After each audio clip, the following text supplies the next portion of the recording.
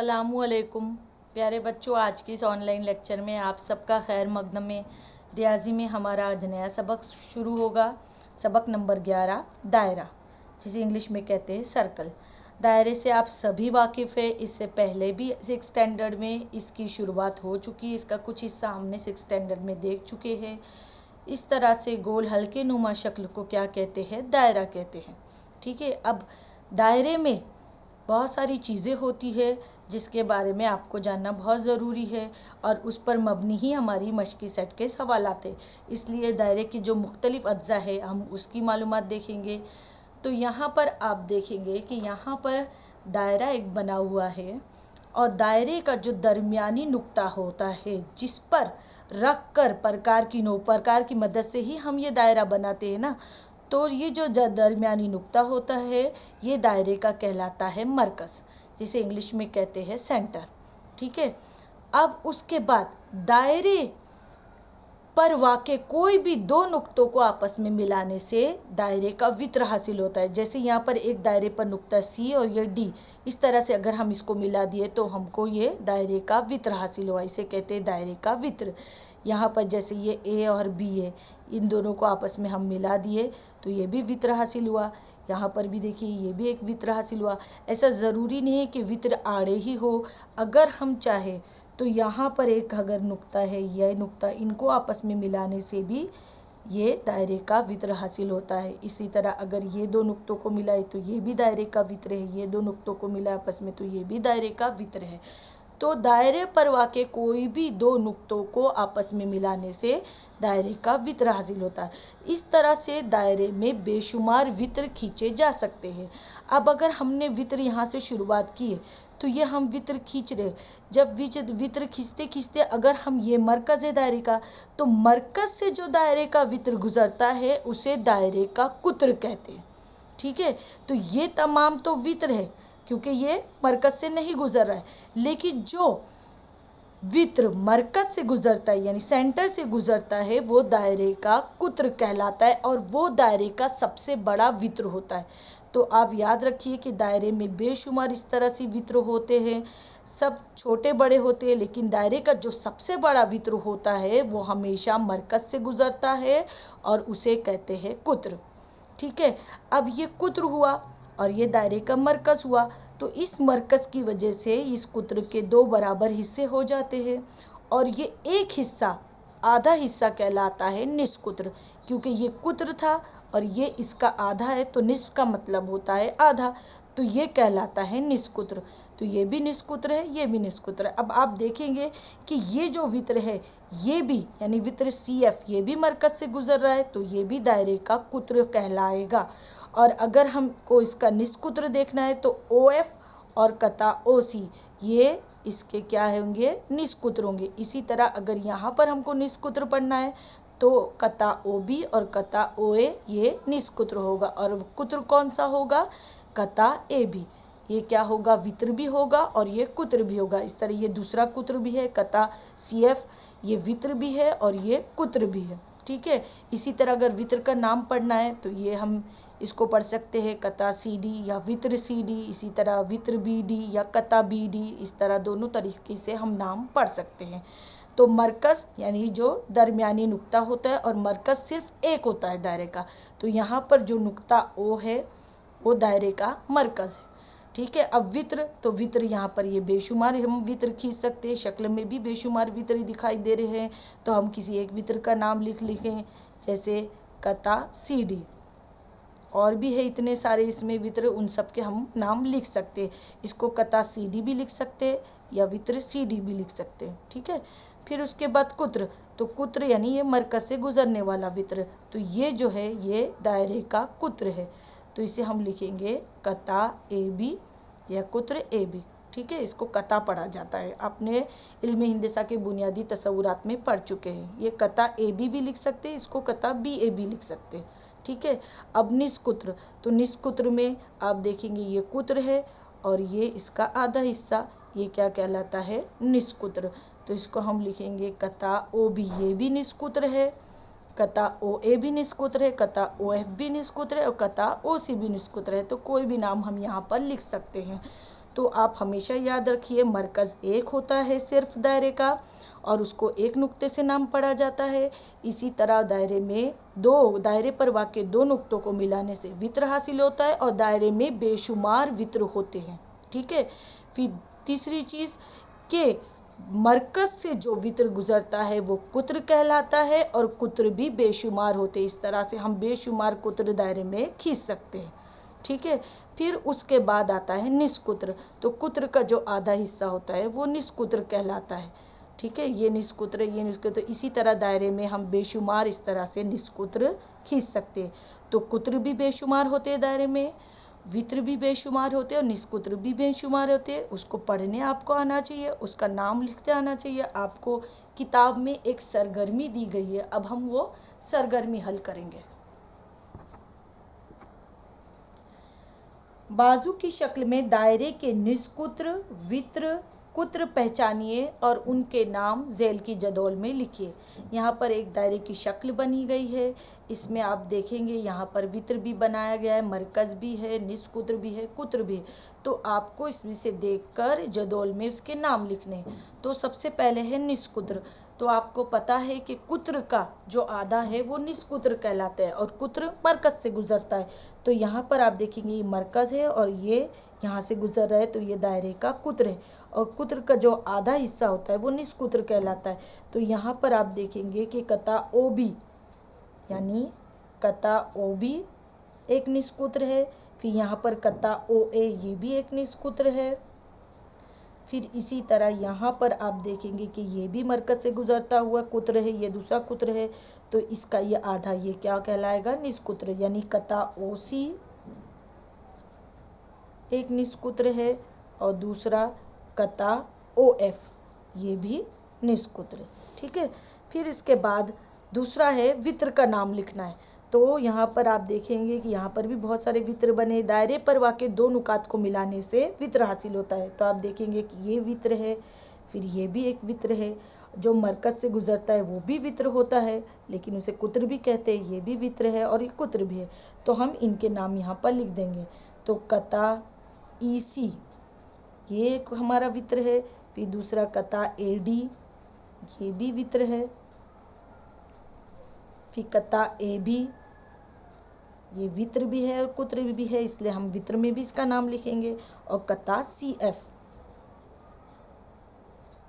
तो ये वित्र है।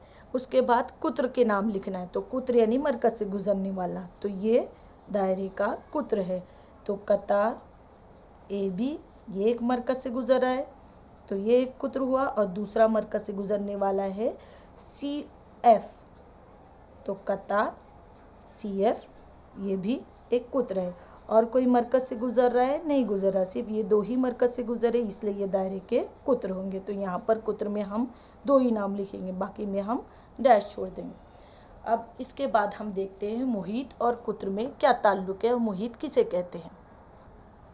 अब हम सबसे पहले देखते हैं कि दायरे का मुहीत किसे कहते हैं। तो दायरे का जो ये गोल हिस्सा होता है, अगर इसको हम किसी धागे वगैरह से नापे और नापने के बाद उसको स्केल से रख कर नापे, तो ये जो दायरे की गोलाई कुल लंबाई आती है, ये दायरे का कहलाता है मुहीत।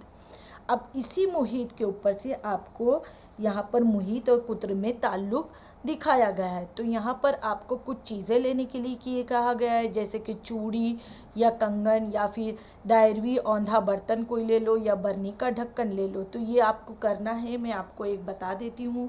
जैसे कि हमने ये बर्तन लिया है, ये ठीक है, इस तरह के हमने एक बर्तन लिया है गोल ढक्कन। अब हमने क्या किया है, इसका ये जो गोल हिस्सा है, इस गोल हिस्से को हमने क्या किया है, इस धागे वगैरह से हम ऐसा रख कर नाप लेंगे। इसको इस तरह से हमको नापना है। ठीक है। ये नापने के बाद आप इस तरह से इसको नापेंगे, पूरा ये गोल हिस्से को इस तरह से ऐसा रख कर नाप लेंगे। और नापने के बाद इसकी जो ये लंबाई आएगी, इसको आप स्केल में रख कर नाप लेंगे। तो ये उस चीज़ का, यानी वो जो ढक्कन है या फिर औंधा बर्तन है या चूड़ी है, ये उसका क्या कहलाएगा, मुहीत कहलाएगा। तो आप मुहीत याद रखिए कि ये जो दायरे का ये जो गोल हिस्सा होता है, जो दायरे को घेरे रहता है, इसको मुहीत कहते हैं। और कुत्र आपको पता है ये जो मरकज़ से गुजरता है। तो आपको ये चीज़ें लेनी है, चूड़ी, दायरवी औंधा बर्तन और बन्नी का ढक्कन, उसका आपकी मुहित निकालना है। जैसे यहाँ पर एक चूड़ी का आपको किताब में दिया है, ये चूड़ी है, उसका ये मुहित यहाँ पर है 19 सम। उसके बाद इसी चूड़ी का कुत्र यानी ये बीच वाला हिस्सा, ये इसकी लंबाई दी है 6 सम। अब अगर हम इन दोनों को तकसीम करते हैं, मुहित और कुत्र को, तो तकसीम करने पर हमारा आंसर आता है 3.16।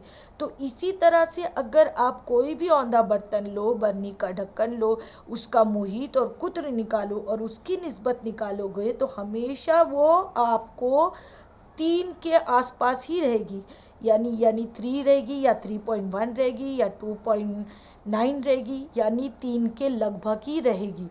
तो आप यही चीज़ याद रखो को मुहित और कुत्र की जो निस्बत आती है वो हमेशा 3.16 या 3 के करीब होती है। तो ये आपको करना है इस तरह से, मुहित मालूम करना है, जो भी औंधा बर्तन है उसका ये मुहित निकालेंगे इसकी लंबाई, फिर उसके बाद उसके कुत्र को नापेंगे और दोनों लिखकर उसके बाद दोनों को क्या करेंगे, इस तरह से तकसीम करेंगे और तकसीम करने पर आपका जवाब 3 के आसपास ही आने वाला है। तो ये मुहित और कुत्र का ताल्लुक है, इस पर से ही दायरे के मुहित का ज़ाब्ता हम अक्स करेंगे। किसी भी दायरे के मुहित की उसके कुत्र से निस्बत जब हम मालूम करते हैं तो हमने देखे वो कितने आती है, 3 गुना से थोड़ी ज़्यादा होती है और वो मुस्तकिल होती है, यानी हमेशा उतनी ही रहती है। इस मुस्तकिल अदद को यूनानी हुर्फ तहज्जी के हुर्फ पाए, देखो ये एक यूनानी हुर्फ तहज्जी है जिसे कहते पाए से जाहिर किया जाता है। और ये जो पाए है ये अदद, ये नातिक अदद नहीं है। आम तौर पर इस पाए की कीमत कितनी होती है, आपने देखे 3 के करीब होती, तो ये पाए की कीमत हमेशा 3.14 या अगर कसन में ली जाए तो 22/7 लेते हैं।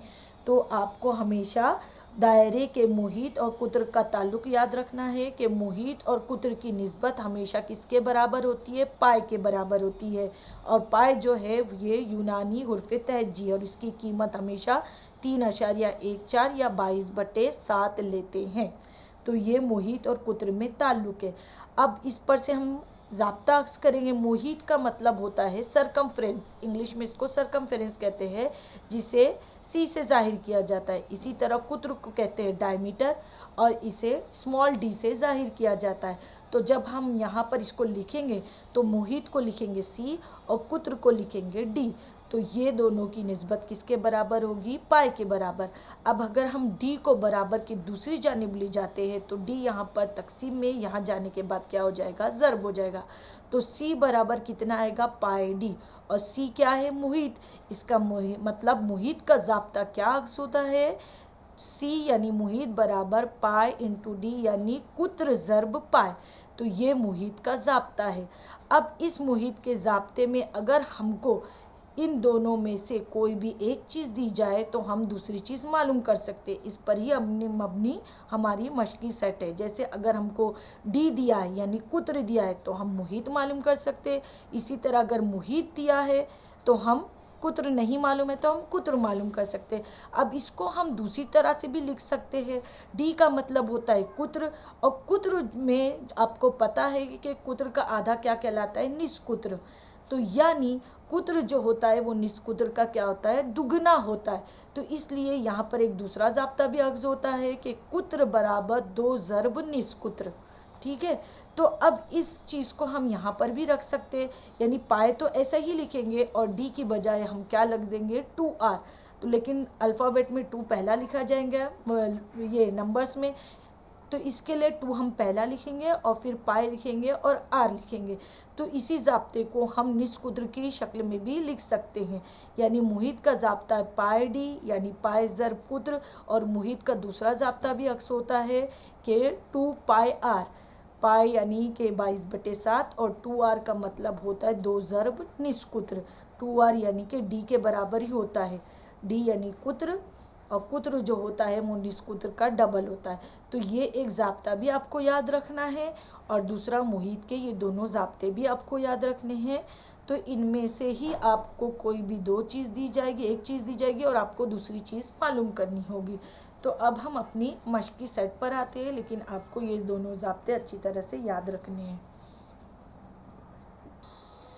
मश्की सवालात 42 का हमारा सवाल है, मंदज़ ज़ैल जदौल को मुकम्मल कीजिए।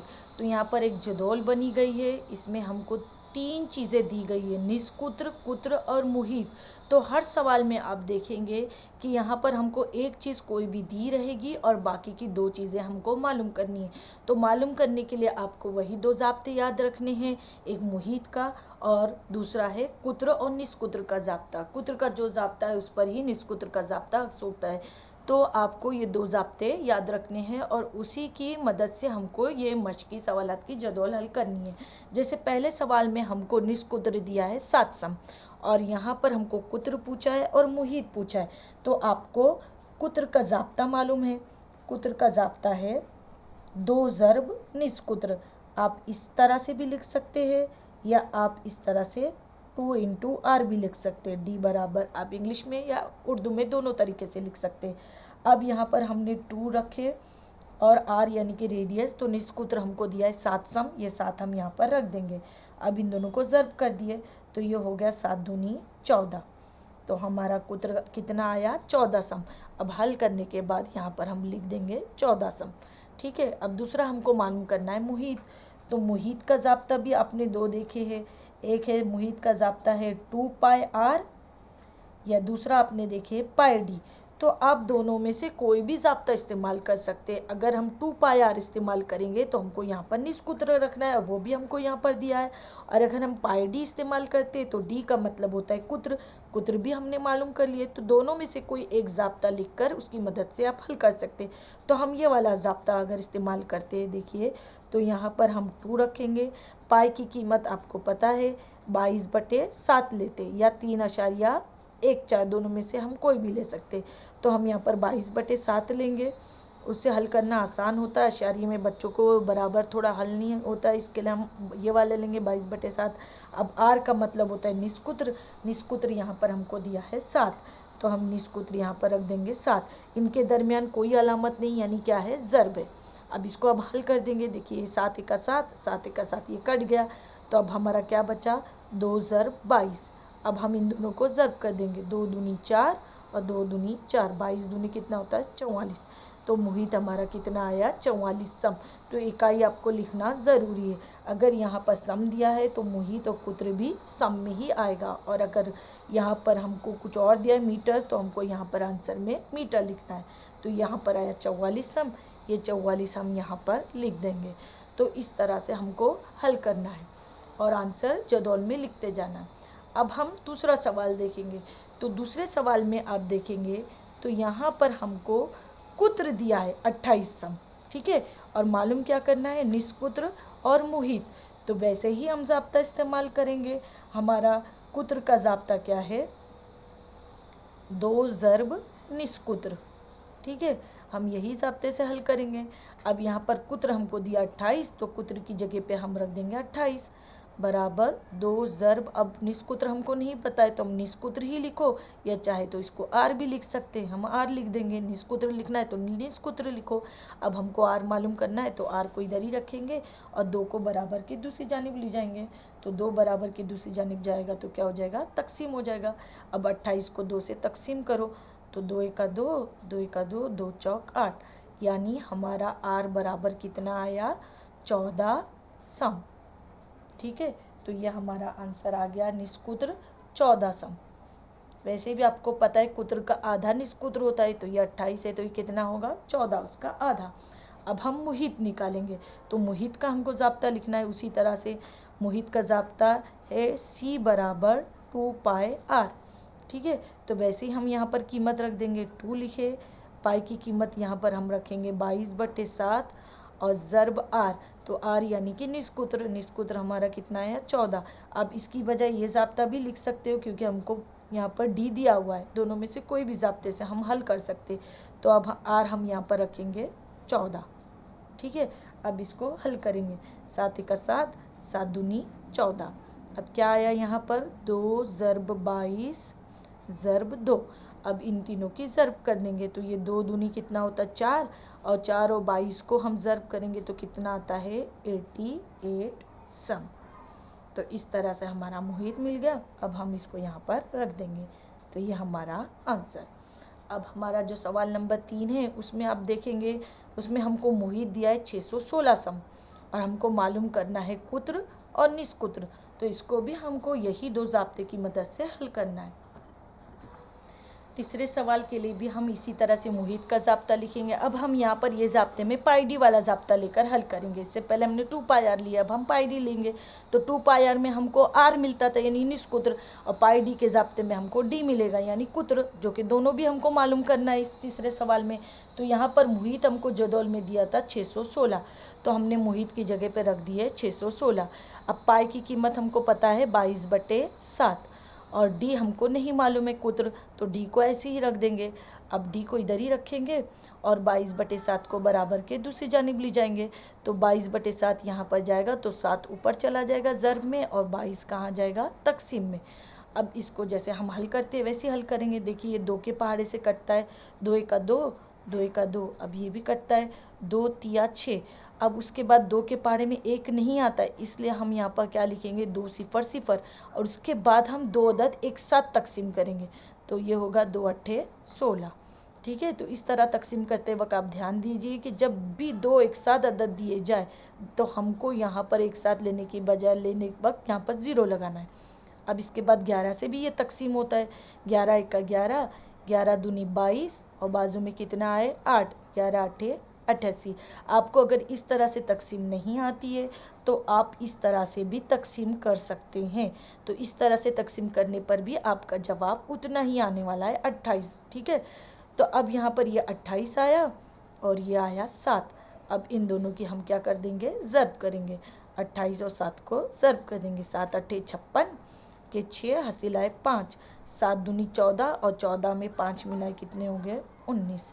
तो यानी हमारा डी यानी कि कुत्र कितना आया 196 सम। ठीक है, अब ये हम कुत्र जदौल में लिख देंगे। अब हमको निष्कुत्र भी मालूम करना है, तो वही हमारा कुत्र वाला ज़ाब्ता लिखेंगे, 2 ज़र्ब निष्कुत्र। अब ये कुत्र हम रख देंगे 196, और 2 ज़र्ब आर ऐसे ही रखेंगे, आर यानी निष्कुत्र, वो भी मालूम करना है। अब आर को इधर रखेंगे, 2 बराबर के दूसरी जानिब ले जाएंगे, तो 2 यहाँ पर जाके क्या हो जाएगा तकसीम। अब इसको तकसीम कर दो, 2 एका 2, 2 नौवा 18, बाजू में 1 आए, 2 अट्ठे 16, यानी हमारा आर बराबर कितना आया 98 सम। तो इस तरह से हमारा निष्कुत्र भी मिल गया और कुत्र भी मिल गया। अब इसको हम जदौल में लिख देंगे। अब हम चौथा सवाल देखते हैं। चौथे सवाल में हमको मुहित 72.6 दिया है, 72.6, और हमको निष्कुत्र और कुत्र मालूम करना है। तो ऐसे ही हम मुहित का ज़ाब्ता लिखेंगे और इसमें हम पाई डी वाला ज़ाब्ता इस्तेमाल करते हैं। ठीक है, अब मुहित हमने रख दिए 72.6 और पाई की कीमत रखे 22/7 ज़र्ब डी। अब इसके बाद हमको डी मालूम करना है, तो डी को इधर ही रखेंगे और 22/7 को बराबर के दूसरी तरफ ले जाएंगे। तो 7 यहाँ पर तकसीम में था तो यहाँ ज़र्ब हो गया बराबर की दूसरी तरफ, और ये 22 इधर आने के बाद तकसीम हो गया। अब इसको जैसे हम तकसीम करते हैं वैसे ही तकसीम करेंगे। तो आप देखिए ये 2 के पहाड़े से कटता है, क्योंकि इसके इकाई पे 6, इसके इकाई पे 2 है, तो वो 2 की तकसीम पजीरी की कसौटी के लिहाज से कटेगा, 2 एका 2, 2 एका 2। अब इसको भी काटेंगे हम, 2 तिया 6, बाजू में 1 आया, 2 छंग 12। अब ये अशारिया ऐसे उतार लेंगे, 2 तिया 6। ठीक है, अब ये भी तकसीम होता है 11 के पहाड़े से। देखिए 11 का 11, 11 तिया 33, और ये अशारिया उधर चला जाएगा ऊपर, और ये 3 बाजू में आया तो हो गया 33, तो 11 तिया 33। ठीक है, अगर आपको इस तरह से नहीं आता है तो आप इस तरह से तकसीम कर सकते हैं। 72.6 को आप इस तरह से 22 से तकसीम कर सकते हैं। 22 का पहाड़ा लिखिए और जैसे तकसीम करते वैसे करेंगे। तो 22 तिया कितना होता है 66, तो हम 22 तिया 66 यहाँ पर करेंगे। अब इसके बाद इसको नफ़ी कर दिए तो 12 में से 6 गए तो 6 आए, और इधर बाजू से 1 लिए तो ये 6 बचा, 6 में से 6 गए 0। अब ये अशारिया ऊपर चला जाएगा और ये 6 नीचे आ जाएगा। अब 22 तिया कितना होता है 66, तो इस तरह से भी तकसीम की जा सकती है। हमारा वही आंसर आया देखो 3.3। ठीक है, अब हम क्या करेंगे, ये 3.3 जो बचा है और ये जो 7, इन दोनों की क्या कर देंगे, ज़र्ब कर देंगे। तो इस तरह से हमको क्या मिल जाएगा, डी मिल जाएगा, यानी कि कुत्र मिल जाएगा। तो हम 3.3 को 7 से ज़र्ब करेंगे। तो 7 तिया 21 हासिल आए 2, 7 तिया 21 22 23 तक ज़र्ब करने के बाद यहाँ पर अशारिया 1 के बाद है, तो आंसर में भी अशारिया दाएं जानिब से 1 के बाद यहाँ लगा देंगे। तो आंसर आया 23.1 सम। यह हमारा मिल गया कुत्र। अब इसके बाद हम निष्कुत्र निकाल देंगे। पहले से ही हम ज़ाब्ता लिखेंगे, हमारा जो कुत्र का ज़ाब्ता है, कुत्र बराबर 2 ज़र्ब निष्कुत्र। अब यहाँ पर कुत्र हम रख देंगे 23.1 बराबर 2 ज़र्ब आर। अब आर को इधर ही रखेंगे और 2 को बराबर की दूसरी जानिब ले जाएंगे, तो 2 इधर जाएगा तो क्या हो जाएगा, तकसीम। अब इसकी हम तकसीम कर देंगे, जैसे तकसीम करते हैं। तो यहाँ पर तकसीम करेंगे, 23.1 को 2 से तकसीम कर दो। 2 एका 2, 2 में से 2 गए 0। अब ये 3 उतारे, 2 एका 2, कितना आया 1। अब ये अशारिया ऊपर जाएगा और ये 1 नीचे आएगा। 2 पंजे 10। ठीक है, 1 में से 1 गया 0, ये 1 बचे। अब चूँकि एक बार अशारिया लगा है तो हम 1 0 यहाँ पर बढ़ा सकते हैं। ठीक है, तो ये हो गया 2 पंजे 10। ये अशारिया वाली अपने ज़र्ब तकसीम छठी जमात में सीख चुके। तो हमारा कितना आंसर आया, 11.55। तो ये हमारा निष्कुत्र मिल गया। तो ये हम अब इसको जदौल में लिख देंगे। तो इस तरह से आपको सिर्फ ज़ाब्ता अच्छे से याद होना चाहिए, और ज़र्ब तकसीम आपको अगर अच्छी तरह से आती है तो आप ये मश्क को अच्छी तरह से कर सकते हैं। मुहित का ज़ाब्ता याद रखिए, या तो पाई डी लिखिए या 2 पाई आर, दोनों में से कोई भी ज़ाब्ते की मदद से आप या तो निष्कुत्र या कुत्र मालूम कर सकते हैं। और जब एक चीज़ मालूम हो जाएगी तो हम दूसरी चीज़ इस ज़ाब्ते में रख कर इसको आसानी से हल कर सकते हैं। उम्मीद करती हूँ आपको ये मश्की सेट का अच्छी तरह से 42 का अच्छी तरह से ये जदौल वाले सवाल हल करना आ गए होंगे। अब इसके इबारती सवाल बच गए हैं जो कि हम अगले लेक्चर में इंशाल्लाह सीखेंगे। शुक्रिया।